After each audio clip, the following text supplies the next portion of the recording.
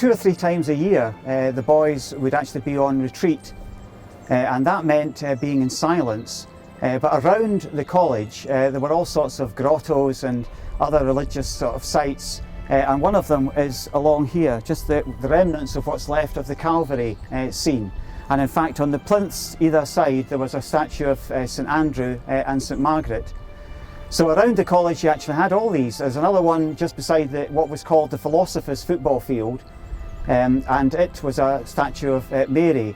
And for example, this month May devotions would have actually been held there occasionally. You know, there was various places, the statue at the front that we've already seen, this one, and various other locations where there would be May devotions held. So these farm tracks that you can see were called the bounds.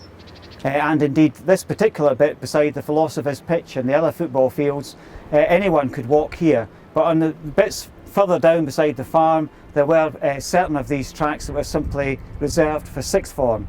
And, you know, it was part of their privileges that they were allowed to walk in these particular areas and didn't have to bother with all these young boys running around disturbing them.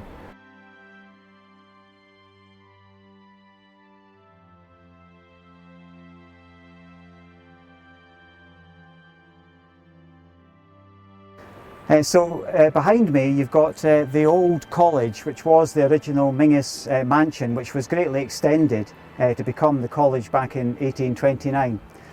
Prior to it becoming the college, John Mingus of Pitfodles, who owned all this land, had this wall garden laid out, and it's a copy of a cousin of his, their garden down in Dumfriesshire, Maxwell's of Kirkconnell.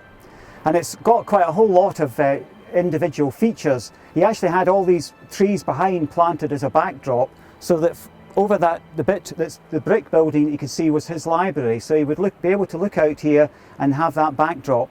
But you've also even got, you might notice on the wall behind me, pipes. So in fact they were able to heat some of the walls so that the plums and the apples actually started growing a little bit quicker than they otherwise would have done.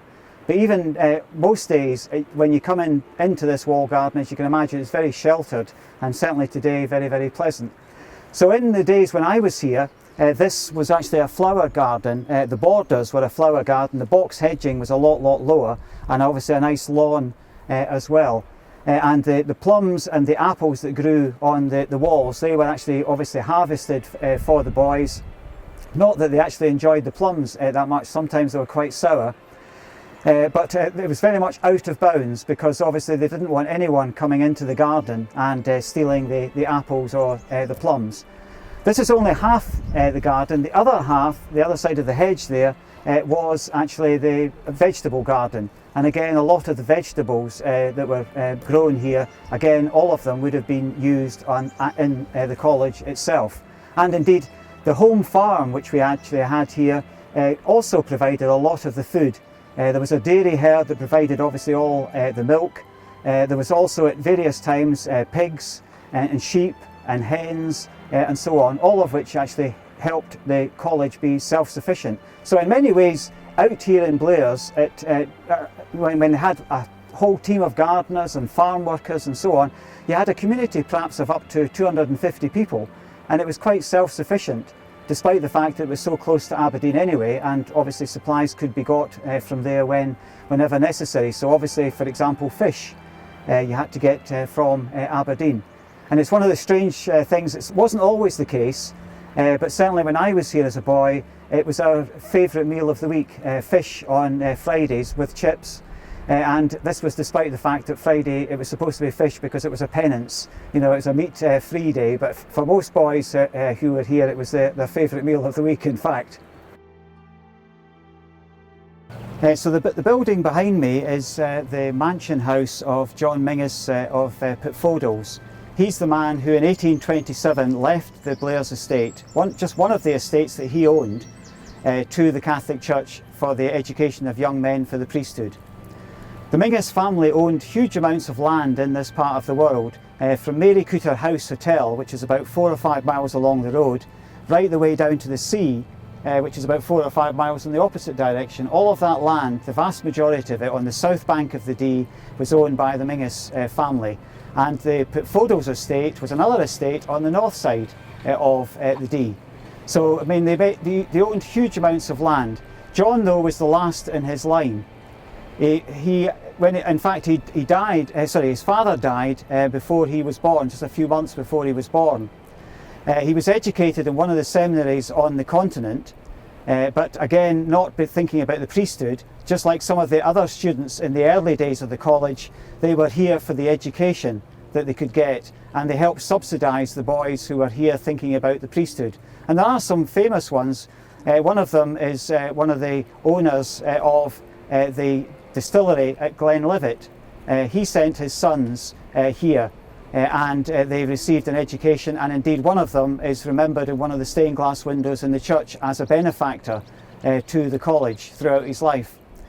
John was married, I think it was in 1792, to an English woman, Mary Westby, from Lancashire, one of the recusant Catholic families from that part of the world.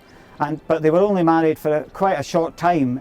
She died in 1805, and they hadn't had any children. So John, being the last of his line, was selling up and thinking about what to do with his land. And one of the projects that he was very interested in was trying to actually help with the seminaries in Scotland.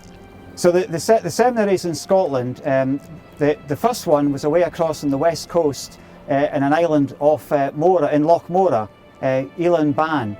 But it only lasted about a year because of the first Jacobite rebellion in 1715. And then the next one that opened a couple of years later, 1716, just a year later, was the one at Scallon, which lasted until 1799. And then they moved, Bishop Hay moved the seminary down to a Horthes because basically size as much as anything, and it was there for about 30 years. But even that was quickly outgrown, and John Mingus was able to step in and offer his Blairs estate and his Blairs mansion as a possibility for a new seminary here. And it was accepted by the bishops.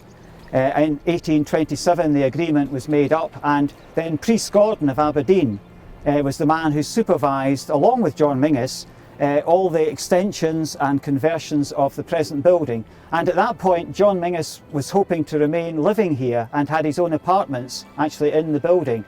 But there seems to have been, once the boys moved here on the 2nd of June 1829, coming down on the canal boat down to Aberdeen and then out to Blairs in horse-drawn carriages, all sounds very grand, but when they arrived, Priest Gordon was actually shocked by how badly the boys were dressed. Some of them didn't even have any shoes, and one of the first things the bishops did, along with Priest Gordon organising it, was to actually get more clothes and shoes for the boys. So it's then that the college begins, 2nd of June 1829, and John seems to have wanted to actually maintain some sort of control about the way it was run, but very quickly realised that he was surplus to requirements in that department, and he then moves down to lock, stock and barrel. In his 70s, moves down to Edinburgh, and indeed in 1843 when he died, that's where he's buried, in the crypt of St Margaret's Convent Church, or the Gillis Centre as it's now known.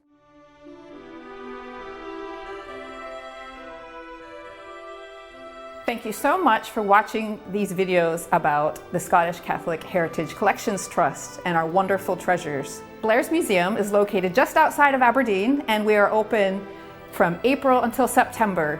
And you can learn about visiting arrangements and how to book your ticket at www.schct.org.uk.